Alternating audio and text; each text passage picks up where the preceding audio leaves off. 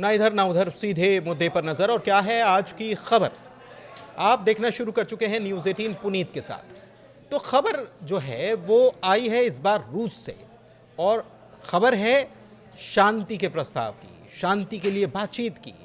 जी हाँ, रूस और यूक्रेन के बीच इससे पहले भी शांति को लेकर बातचीत हुई है, और ये बातचीत कहाँ हुई है? तुर्की के इस्तांबुल में।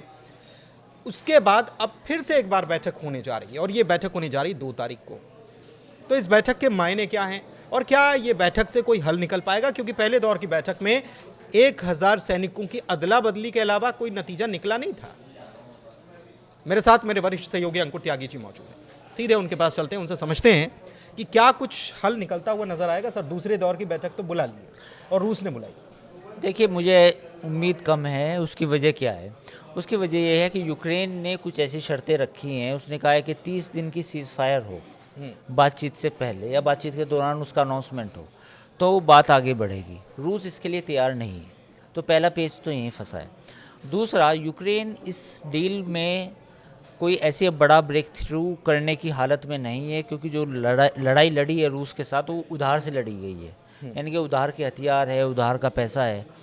तो ऐसे में यूक्रेन कोई बड़ा फैसला कर ले बगैर अमेरिका के, ऐसा पॉसिबल नज़र नहीं आता।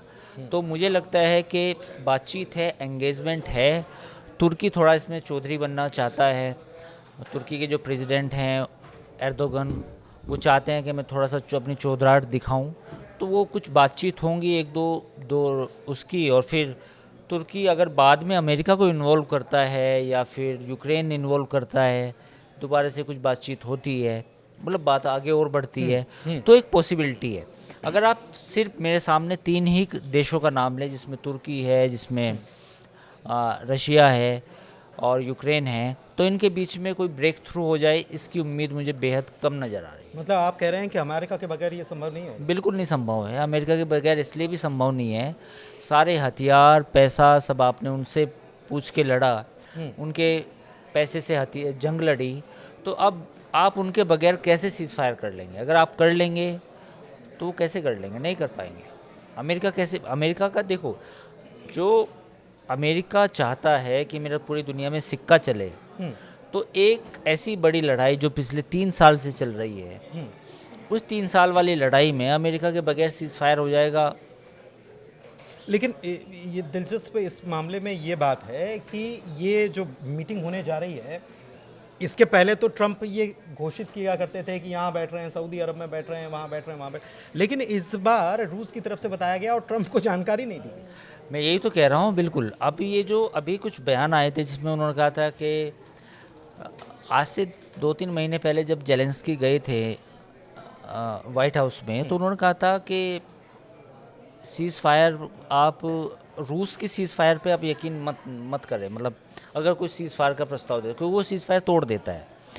तो ट्रंप ने जेलेंस्की का मजाक उड़ाया था। फिर एक CNN के रिपोर्टर ने भी ये सवाल पूछा कि Russia has a past history of violating seize fire. तो उन्होंने कहा कि यू आर फ्रॉम CNN।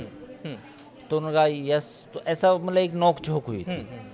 तो जो बात 3 महीने पहले उनके सामने आई थी, आज खुद अमेरिका उसी बात को दोहरा रहा है कि रूस पर भरोसा नहीं किया जा सकता, क्योंकि वो सीज़ फायर कहता है, एग्री होता है, लेकिन उसका पालन नहीं करता। तो रूस ये चाहता है कि अमेरिका की प्रासंगिकता खत्म हो जाए? बिल्कुल, शायद अब लग रहा है। इसका मतलब इसके कई मायने हैं। इसके मायने ये हैं, क्योंकि अगर आप लेवरोव का, जो विदेश मंत्री है रूस के, सर्गेई लेवरोव, उनके बयान को देखें, तो उनके बयान में कहीं नहीं लगता कि अमेरिका कोई स्टेक होल्डर है इस बातचीत में। उससे तो सिर्फ ये लगता है कि ठीक है, टर्की आया है, टर्की के ज़रिए हम बातचीत कर लेते हैं। और तुर्की चूँकि थोड़ा यूरोप में, वैसे तो यूरोप में ही है, बट उस तरह से हिस्सा नहीं है आधिकारिक तौर पर, तो तुर्की अपना डोमिनेंस दिखाने के लिए आसपास के पूरे इलाके में, तो वो इस तरह की बातें कर रहा है। तो इसका मायने है नहीं, क्योंकि देखिए, यूक्रेन कोई भी फैसला नहीं ले सकता जब फैसले की स्थिति में नहीं है। इसलिए उसने जो पहली जो शर्त रखी है, वो यही रखी है कि आप 30 दिन का एक सीज़ फायर करें, यूनिलेटरल, जिसमें रूस अटैक नहीं करेगा। लेकिन फिर उसमें रूस ये कह रहा है कि हथियारों की सप्लाई आपके पास नहीं होगी। पता चल रहा है 30 दिन में और तैयारी कर लो आप। हाँ, तो ये सब रूस की नहीं, रूस तो उसके लिए भी तैयार नहीं है कि हम सीज़ फायर की ज़रूरत ही नहीं है। तो ये मामला बफर जोन बढ़ाने के मूड में है वो पोलैंड का। बफर यूक्रेन को as a buffer zone country चाहता है, और ये बात अमेरिका को जितनी जल्दी समझ में आ जाए उतनी ज़्यादा बेहतर रहेगा, क्योंकि यूक्रेन लगभग 30% तो यूक्रेन रूस के कब्जे में है।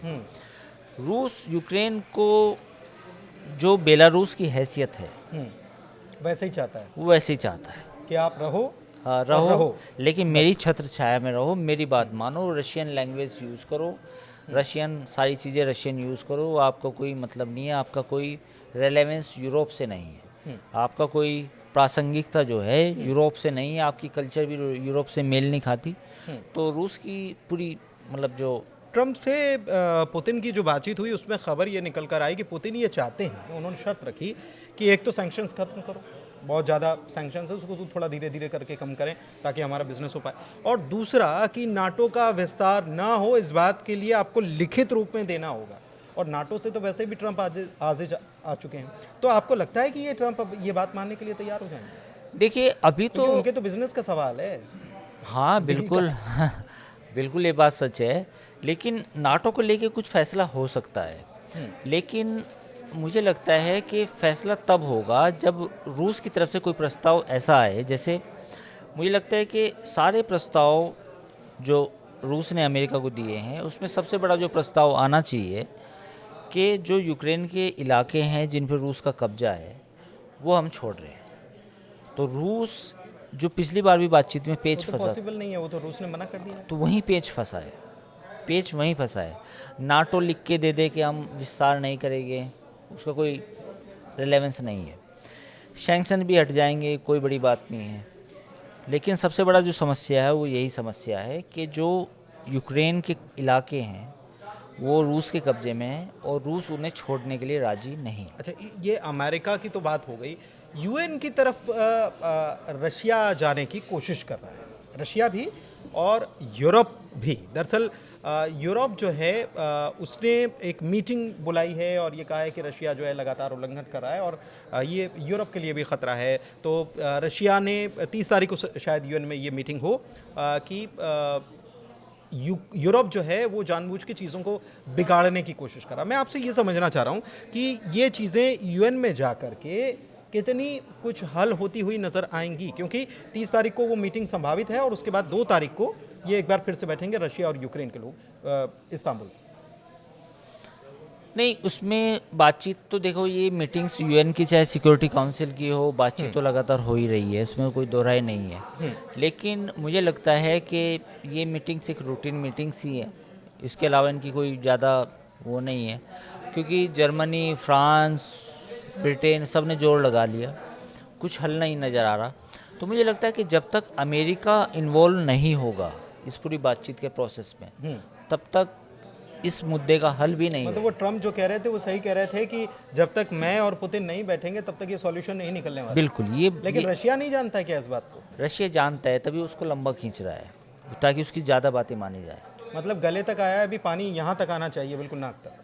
नहीं, रशिया के नाक तक नहीं, वो अमेरिका और यूक्रेन के नाक। मैं वही कह रहा हूँ हाँ, कि ये अमेरिका और यूक्रेन हाँ, के नाक उनको तक बिल्कुल उन जाके सबसे ज़्यादा बातें मानी जाए, मेरी जीत हो, मैं उसे एज ए प्रोजेक्ट करूं कि मेरी जीत हुई है। तो रशिया की पूरी पोस्टरिंग ये है, रशिया को भी मालूम है कि कोई भी सीज़ फायर या परमानेंट जो बंद हो गई लड़ाई वो अमेरिका के बगैर नहीं हो सकती, तो वो अमेरिका पे प्रेशर बनाने की ये पूरी कवायद है। लेकिन इसमें एक चीज़ और है, मैं शॉर्ट में, थोड़ा वीडियो भी लंबा हो जाएगा, लेकिन मैं इस चीज़ को समझना चाह रहा हूँ कि यूक्रेन के उस हिस्से को करीब करीब कब्जा लिया है रशिया ने, जिसकी खनिज डील के बारे में अमेरिका का बात कर रहा है। तो रशिया का ऑफर पहले भी आया था, उन्होंने कहा था कि आप हमारे इलाके में भी आ जाओ जो रशिया में है, और जो कब्जा है वहाँ भी आ जाओ, हम परमिशन देंगे उसकी। अमेरिकन कंपनी आए, तो वो तो डील अलग से है, रूस की तरफ से आया। मतलब रूस के साथ भी डील है, मतलब रूस ने प्रस्ताव दिया था ऐसा। यूक्रेन के साथ तो डील है ही। हाँ, तो ये तब है, लेकिन जब वो लड़ाई खत्म होगी, उससे पहले नहीं। अगर लड़ाई खत्म हो जाती है तो रूस वो डील दे सकता है